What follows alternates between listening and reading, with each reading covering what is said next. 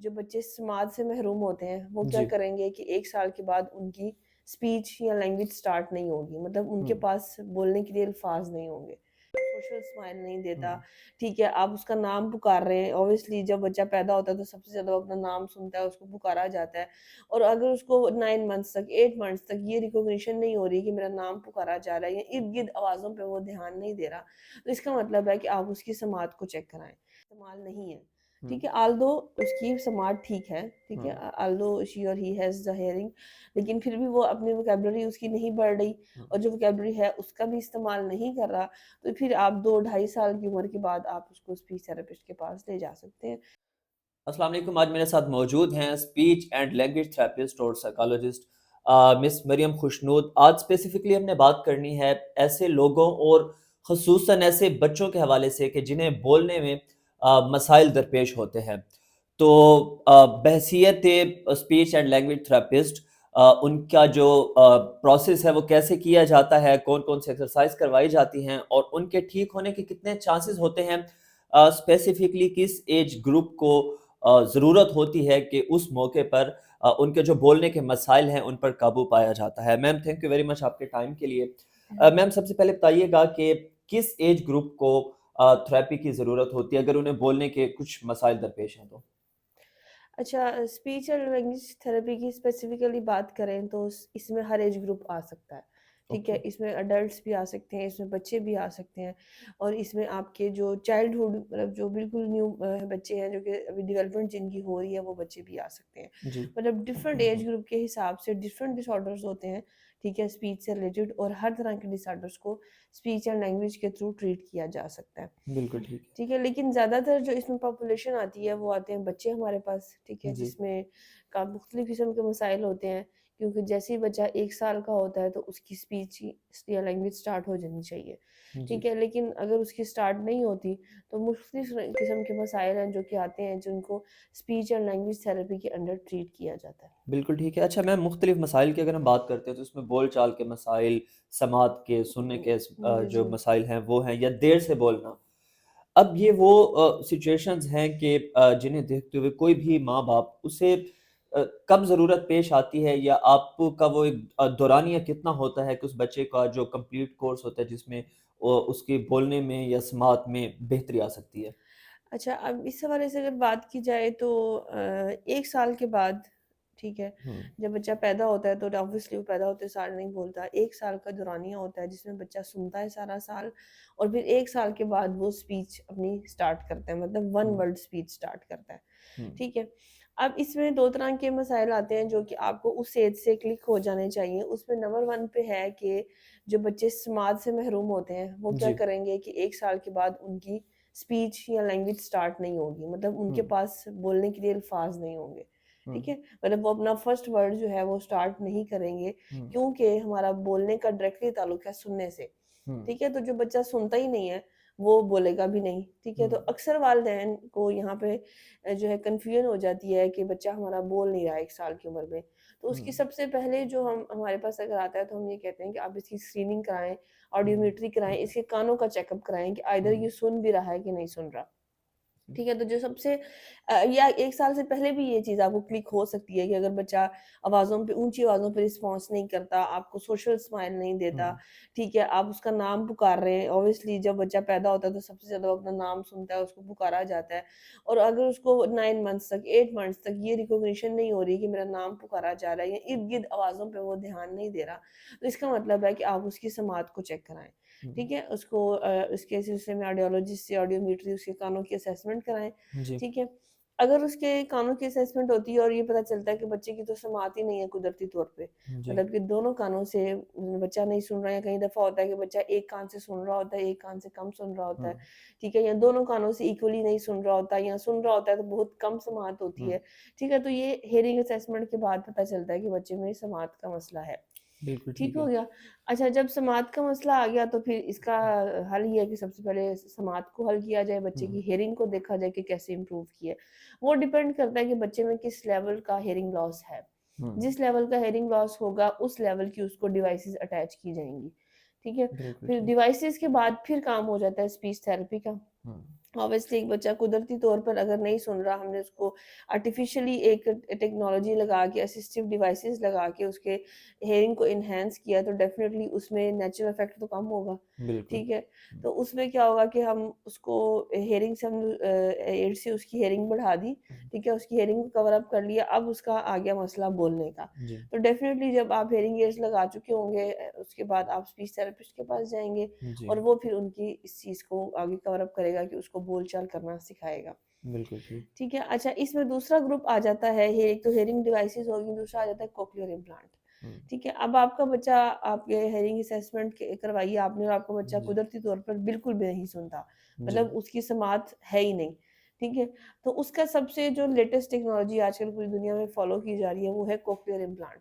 ठीक है? ओके, कि एक आर्टिफ़िशियल कोक्लिया जो है, जो कि हमारा हियरिंग से रिलेटेड एक जी, इम्पोर्टेंट पार्ट है कान का, जी, उसको आप आर्टिफ़िशियली इंस्टॉल कर देते हैं। जी, ठीक है?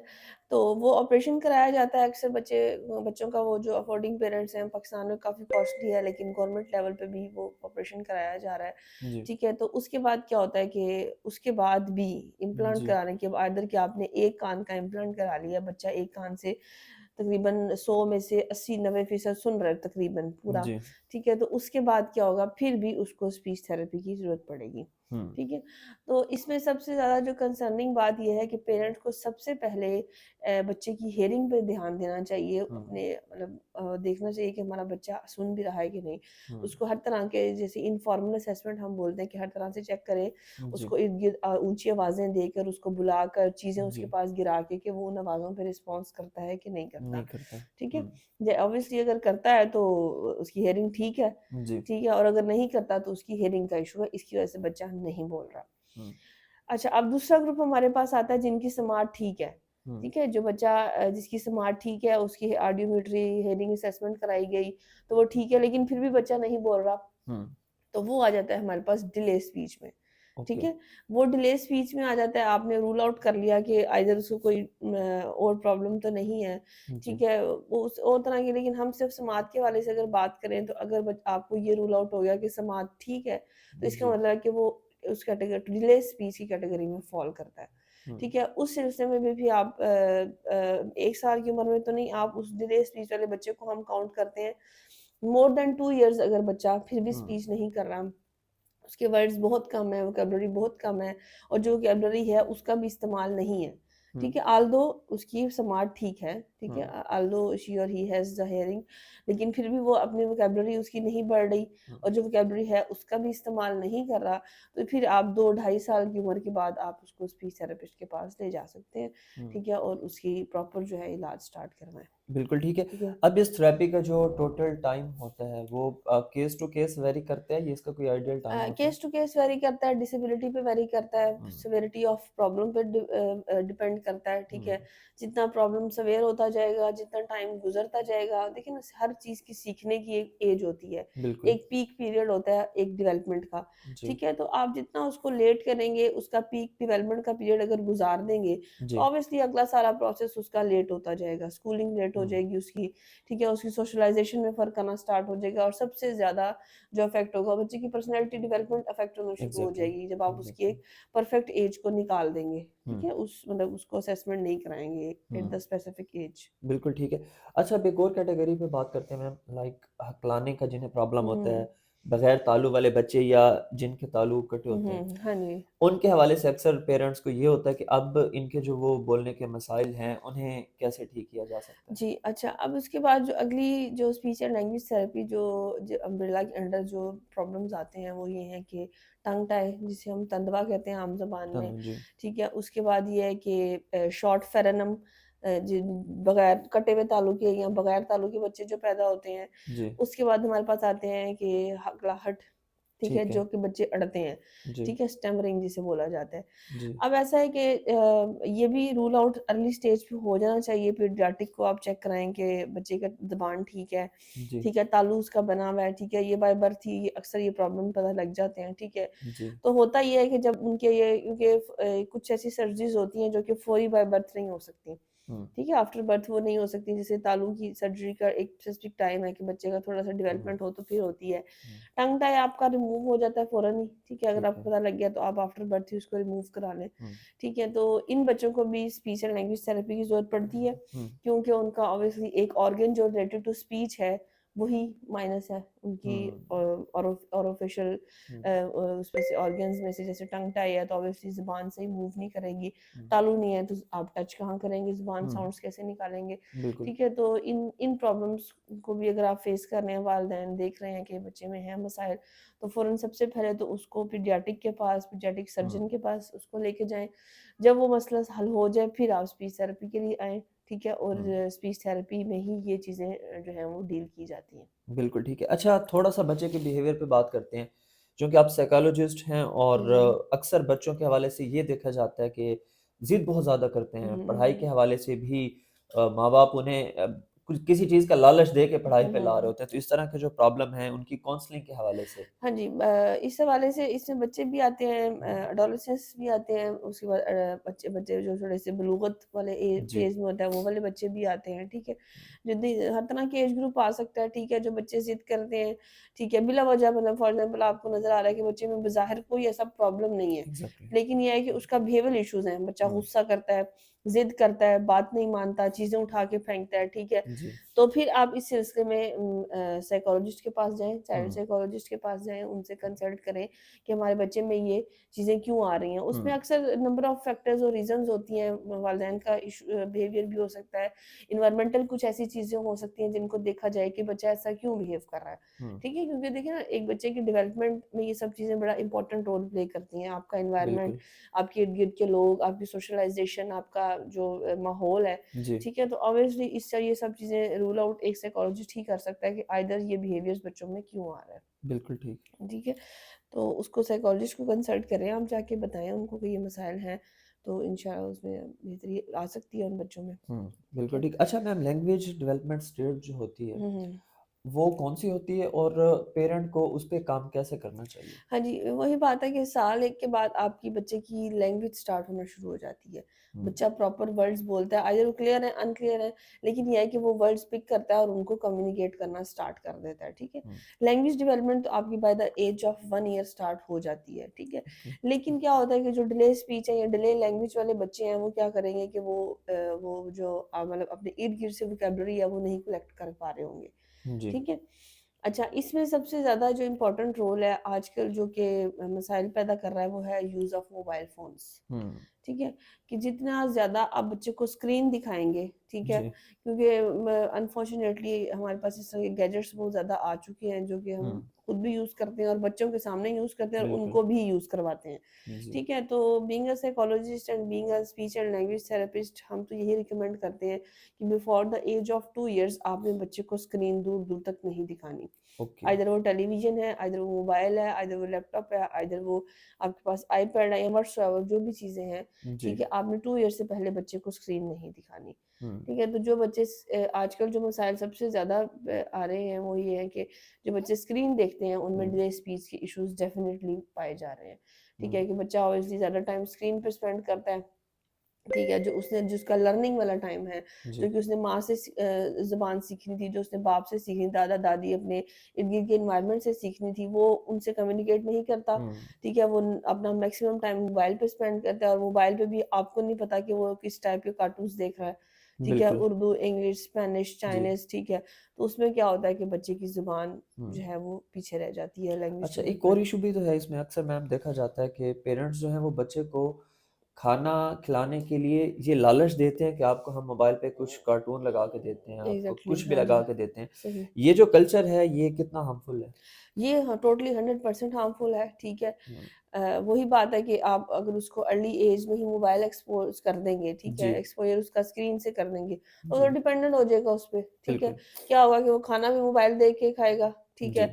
आपने उससे कोई बात बनवानी है तो आप उसे मोबाइल का लालच देंगे, आप गैदरिंग में जा रहे हैं, बच्चा टिक के नहीं बैठेगा, हुँ, ऑब्वियसली उसमें बिहेवियर इश्यूज़ भी आना स्टार्ट हो जाएँगे, एक तो उसकी लैंग्वेज डिले हो जाएगी, बिल्कुल, दूसरा उसके अंदर बिहेवियर इश्यूज़ आएँगे, तो उन बिहेवियर्स को ऑब्वियसली आपको तो मैनेज फिर नहीं करना आएगा क्योंकि एग्ज़ैक्टली, आप तो उसका नुकसान कर बैठे मोबाइल दिखा के, बिल्कुल। ठीक है? अब हुँ, वो स्क्रीन के बगैर कुछ भी नहीं कर रहा, अक्सर शादियों में जाते हैं बच्चे, मॉल्स में जाते हैं, गैदरिंग्स में जब जी, जाते हैं तो दे बिहेव वेरी ऑकवर्ड, ठीक ऑकवर्ड, है? हुँ, बहुत ज़्यादा स्टबर्न बिहेव करते हैं, ठीक है? बिल्कुल, बहुत ज़्यादा बच्चे क्लिंगी हो जाते हैं जस्ट बिकॉज़ कि फिर वो क्योंकि उनको सोशलाइज़ेशन और इर्द-गिर्द की आदत नहीं होती ना। बिल्कुल, वो हर वक़्त तो मोबाइल देख रहे हैं, इर्द-गिर्द जी, का तो उनको पता ही नहीं कि क्या हो रहा है, हुँ, ठीक है? तो जब वो एक एक सिटिंग एक आइसोलेटेड एनवायरनमेंट से उठ के जब किसी गैदरिंग में जाएँगे तो ऑब्वियसली बच्चा ऑकवर्ड बिहेव करेगा। हुँ, तो इसमें सरासर कसूर वालिदैन का है कि आप काइंडली रिक्वेस्ट है कि उनको मोबाइल ना दें, हुँ। ठीक है? क्योंकि मोबाइल के डिपेंडेंट करेंगे तो फिर वो मोबाइल ही देखेगा, आपकी तरफ ध्यान नहीं देगा। एग्ज़ैक्टली किसी क्रिएटिव एक्टिविटी की तरफ लेके हाँ जाना जी, चाहिए ऑब्वियसली मोबाइल क्रिएटिव एक्टिविटी लेके तरफ जाएँ। सबसे ज़्यादा ये कि आप उसके साथ कम्युनिकेट करें, हुँ, आप उसको अपने साथ इन्वॉल्व करें, ठीक है? उसके साथ गेम्स करें, उसको फिज़िकली इन्वॉल्व करें। अगर आपने ज़्यादा ही कुछ उसको लर्निंग करानी है, तो आप उसको बुक्स एक्सपोज़ करें, ठीक है? हुँ, एट सर्टेन एज, ठीक है? जिसमें हुँ, वो पिक्चर्स को देखे। लेकिन स्क्रीन पे ज़्यादा टाइम स्पेंड करना, एक तो उसके ब्रेन हुँ, वो जो रेडिएशंस निकलेंगी, उसके ब्रेन को अफ़ेक्ट करेंगी। हुँ, एग्ज़ैक्टली, ठीक है, दूसरा उसकी आईसाइट को अफ़ेक्ट करेंगी, तीसरा उसकी पर्सनैलिटी को अफ़ेक्ट करेंगी। बिल्कुल। अच्छा ये तो बच्चों की कैटेगरी में हमने बात कर ली मैम, अब ये बताइएगा कि कुछ ऐसे लोग होते हैं जिन्हें खुराक निकलने में मसाइल होते हैं, फिर फ़ालिज के कुछ पेशेंट्स उनके साथ भी इस तरह के इश्यूज़ होते हैं। वो उनके थेरेपी का क्या सिनेरियो है? जी, बिल्कुल। अच्छा, खुराक निगलने के मिसाइल बच्चों में भी आ सकते हैं और बड़ों में भी आ सकते हैं, ठीक हुँ, है? कि डिस्फेजिया जिसे बोलते हैं एक प्रॉब्लम होता है जिसमें बच्चों को जिनका ओरल मोटर मैकेनिज़्म वीक होता है, जी, ठीक है? अक्सर ऐसे बच्चे आपने देखे होंगे जो कि ज़हनी माज़ूर बच्चे हैं, सीपी चाइल्ड हैं, सीपी चार्ज जी, ठीक है? उसके बाद ऐसे बच्चे जिनकी डेवलपमेंट डाउन सिंड्रोम हो गए, जी, ठीक है? तो उनमें क्या होता है कि अक्सर खुराक निगलने के, च्यू करने के मसाइल हुँ, होते हैं ऑल्दो क्योंकि उनका जो फेशियल मैकेनिज़्म है वो वीक होता है, ठीक है? जी, क्योंकि उनके जो ओरल मोटर मसल्स हैं वो वीक होते हैं, डिसकोऑर्डिनेटेड होते हैं। हुँ, तो इस सिलसिले में भी अगर आपको मसाइल आ रहे हैं तो आप स्पीच एंड लैंग्वेज थेरेपिस्ट के पास जाएँगे, वो हुँ, इनको देखेगा। अच्छा, अब अडल्टहुड में खुराक के मसाइल इस तरह से आते हैं जैसे किसी कोई फ़ालिज का मरीज़ है, जी, ठीक है? तो उ उस उनमें भी खुराक निगलने की क्योंकि फ़ालिज आपकी मोटर एबिलिटीज़ को अफ़ेक्ट हुँ, करता है, ठीक है? बिल्कुल, तो उसमें आपको खुराक निगलने के, चबाने के मसाइल आ सकते हैं, जी, ठीक है? और अक्सर फ़ालिज के बाद स्पीच का जो है प्रॉब्लम हो जाता है लोगों को, हुँ, ठीक है? जिसे हम वर्निक्स अफ़ेज़िया या ब्रोका हुँ, अफ़ेज़िया बोलते हैं, ठीक है? कि अगर आप मतलब राइट साइड डैमेज हुई है तो साथ ही आपका स्पीच का प्रॉब्लम भी स्टार्ट हो जाता है। जी, ठीक है? तो वो भी जो है उस सिलसिले में अगर आपको जैसे आप फिज़ियोथेरेपी की तरफ जाएँगे, तो साथ ही आप स्पीच एंड लैंग्वेज थेरेपिस्ट की तरफ भी जाएँगे हुँ, कि पेशेंट को जो है वो थेरेपी की ज़रूरत है कि वो उसकी बोलचाल बेहतर हो सके। हुँ, बिल्कुल ठीक। जी। अच्छा मैम अगर हम स्पेसिफिकली सरगोदा के हवाले से बात करते हैं, जी, तो जी। यहाँ पे स्पीच एंड लैंग्वेज थेरेपी के हवाले से कौन-कौन सी सहूलियात मौजूद हैं? हाँ जी, सरगोदा में अब पिछले काफ़ी सालों से तो काफ़ी इम्प्रूवमेंट आ चुकी है, अवेयरनेस आ चुकी है कि जितने भी ये मसाइल हमने इनलिस्ट किए हैं, लोगों को हुँ, पता है कि ये मसाइल हैं, ठीक है? और इनको ट्रीट किया जा सकता है। जैसे फॉर एग्ज़ाम्पल हकलाहट एक बहुत कॉमन सा प्रॉब्लम है, स्टमरिंग, ठीक है? जी, लेकिन नंबर ऑफ पीपल जो होते हैं वो इसके साथ चल रहे होते हैं कि जी ये ख़ानदानी है। हुँ, ये जी इसका दादा भी हटलाता था, इसका बाप भी हटलाता था, तो ये भी हटला रहा है, ऐसा नहीं है, हुँ, ठीक है? उसका इलाज भी स्पीच एंड लैंग्वेज थेरेपी है। ठीक है, तोतलापन जैसे कि एक कॉमन जी, प्रॉब्लम्स है, ठीक है, बच्चा हुँ, तुतला के बोलता है, उसको भी अक्सर कम्युनिकेट नहीं किया जाता कि जी इसकी कोई जो है फलाना तोतला बोलता था, वो बोलता था तो ऐसे है। जी, लेकिन अब ये है कि अल्हम्दुलिल्लाह सरगोदा में काफ़ी अवेयरनेस आ चुकी है, लोग कम्युनिटी जाते हैं, ठीक है, स्पीच एंड लैंग्वेज थेरेपिस्ट के पास ये चीज़ें जी, कम्युनिकेट करते हैं और इसका इलाज जारी है। तो मुबारिक मेडिकल कॉम्प्लेक्स में ये सहूलियात फ़राहम की जा रही हैं हर तरह से, ठीक जी, है, बच्चों के हवालों से, बड़े के हवालों से, ठीक है, कि ये एक इस हॉस्पिटल ने, इस इदारे ने बड़ा अच्छा स्टेप लिया है, ठीक है, कि सरगोदा की आवाम के लिए कि उनको जो है ये सहूलियात फ़राहम की जा रही हैं। इससे जी, पहले लोग लाहौर इस्लामाबाद जाते थे हुँ, और ऑब्वियसली आपको पता है कि ट्रैवलिंग और ये सब चीज़ें डाल के बड़ा बिल्कुल, कॉस्टली उनको पड़ जाता था ये ट्रीटमेंट, ठीक है। तो ये है कि ऑल्दो वैसे तो ये sessions all over the world कराया जाता है सब चीज़, लेकिन क्योंकि यहाँ पे अवेयरनेस कम थी, लेकिन अब ये है कि जो मुबारिक मेडिकल कॉम्प्लेक्स है वहाँ ये सहूलियात फ़राहम की जा रही हैं, ठीक बिल्कुल है? ठीक। तो आप आपको इस तरह का कोई प्रॉब्लम हो, ठीक है? इससे रिलेटेड कोई भी इश्यू हो तो आप जो है डेज़िग्नेटेड कंसल्टेंट से जाके इस चीज़ के लिए राब्ता कर सकते हैं। जी। बिल्कुल ठीक, थैंक यू वेरी जी। मच मैम आपके टाइम के लिए।